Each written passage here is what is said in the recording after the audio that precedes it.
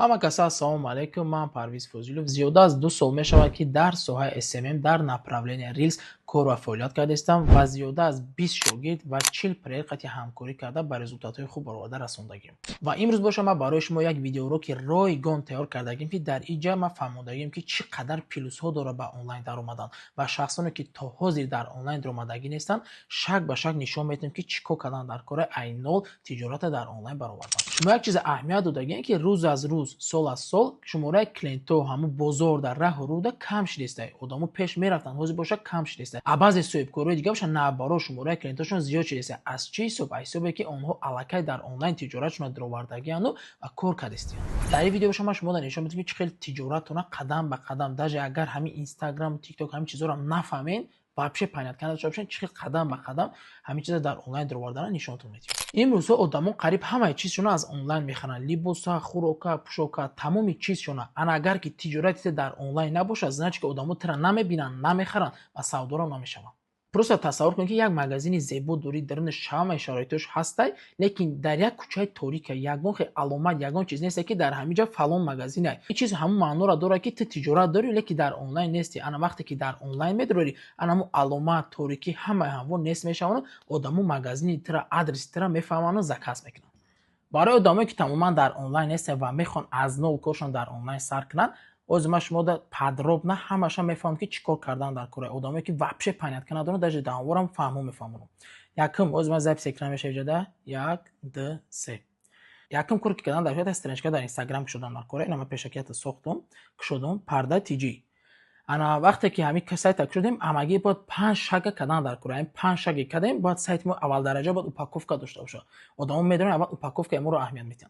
یکی 5 شگ باید اینجا کردن در کار. یکم درجه یمین نومای پرده ا تی جی موندگیم نومشه برای که پرده تی جی زینید بود.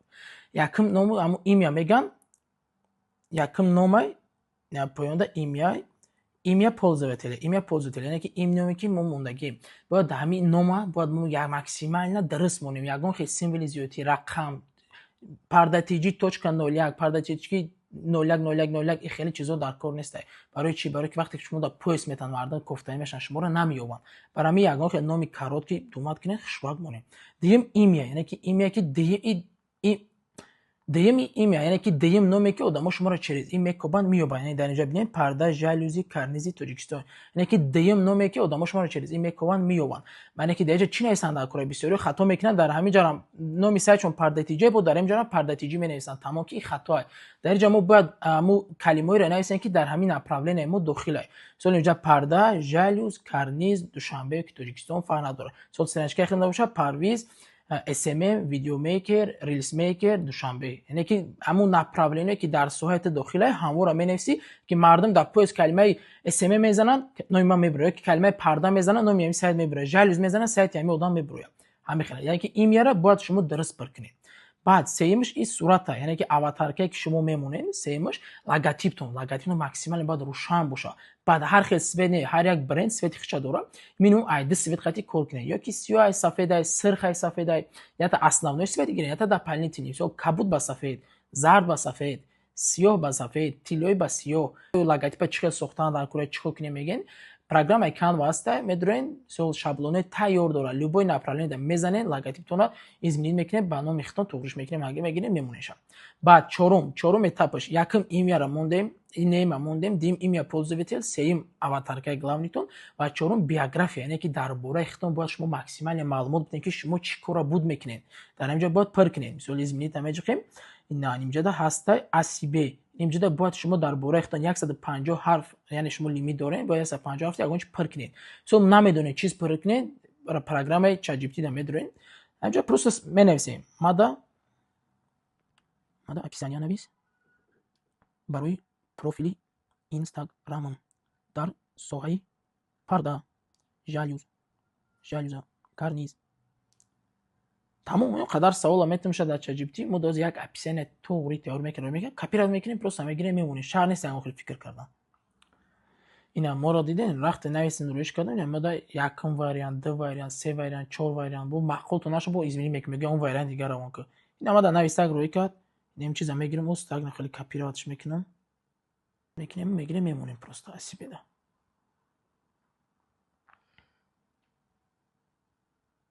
фуромӯз ворез кас фармоиш дар директ ёки номерои ватсап мо метавонем дар охираш монем. ҳама этапи охиронги актуали монданаи актуали бояд максимально мисол дурст боша. Дар оҷа магазин боша метавонад доставка, отзив, клиент, парда, жалюз, ҳамхели минимум 5 та актуали барои страничкатон бисозем. Ҳар як соата минимум 5 таи бисозем.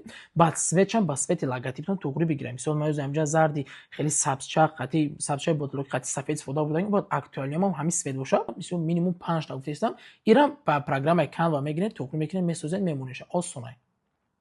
вақте ки ин 5 қисмата кардем, тамом сайти мо уже упаковка меша, упаковни меша, тамом 100%. Ана ки дальше чико кардан кора, рилс съёмка кардан дар кора. Результат, фурӯш, ҳамаи чиз аз ҳисоби рилс меша. Одамо моро мешиносанд, ҳамаи чиз аз ҳисоби рилс меша.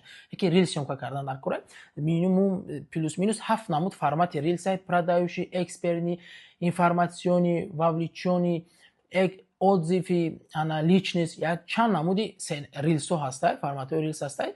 Ба одамое ки дар ҳамин соҳаашон мехоҳанд дар интернет бароранд, минимум аз ҳамин 2 ё 3 формати рилс бояд истифода баред. Продающий бояд бикунед, экспертный кунед, информационный кунед, ягонта отзив гиред. Мисол ҳамин чизоро метавонед дар саҳифаотон истифода баред. Не мисол агар ки ман микрофон фурӯш бошам, мисол микрофон фурӯш бошам, формате ки ман мисол дар кора, ман бояд минимум дар сайти микрофоном бояд ҳамиро як намуде кор мекунем ки чикор кардан дар кори заншидем якм дараҷа видео мекунем, ҳамин чиза мегирем, видео мекунем, мепартоиша. Баъд дар ҳамун якм форматеш мисол метавонед хитона нишон натиҳед. Мисол озвучка қати ино хеле вариант ҳастаи, намтари меги камераш мекунӣ, гап мезанӣ айболош. Микрофон аз фирмаи Холилен, истеҳсоли Дубай, безпроводной кор мекунад, зарядаш то 1 моҳ мебара. муҳлати доставкатон мисол 24 соат доставка. Максимально характеристика метен, яъне ки чико мекунед, ҳамин чиза шумо мефурӯшед. ин продающий. Баъд ягон тайга мубайинат фуратон эксперт мекунед, яъне ки именно барои чӣ шумо да ҳамин микрофон дар корай. Мардум мефаҳмонед, микрофон чӣ плюсо дора. Эксперт мекунед, шумо эксперт дантона дар ҳамин соҳа нишон метен. Инам осона, мисол чӣ хел мегем, мо чӣ гап занем, чико кунем, просто дар ChatGPT медоред, ҳамҷода савол метен. Ман мисол микрофон мефурӯшам. Мада як сценарий продай юши ва як экспертни тайёр кун. Ина савол метиша сразу менависад. Тамом продающий сценарий, экспертный продающий сценарий. Хуб, яъне ки ҳамин продающий сценарий 5 қисмат иборатай: заголовка, боль, решение, преимущество, отзив. ки хуб гуфта якм заголовкаша мегӯянд ки шумо як гапе бояд бигӯед ки внимание одама дар худаш бихапад. ин ҳамин чизое ки ҳозир ман шумо да гуфтам, яъне ки ман қатъи соҳибкории кор кардагим зиёда аз чӣ проекте ки кор кардагим, ҳамин система қатъи кор кардагим, гирифтагим, просто результат додагим. Ва ман ин чиза шумо да ҳозир роҳи гон додам, просто ин ба гуфтан намешава. ҳамин корое ки гапое ки ман гуфтам гиред амал кунед, тиҷорати шуморо дар онлайн мебурад. клиент гуфтан мегирен аз онлайн, просто дальше дальнейший просто рилс кардан гиред, тамом.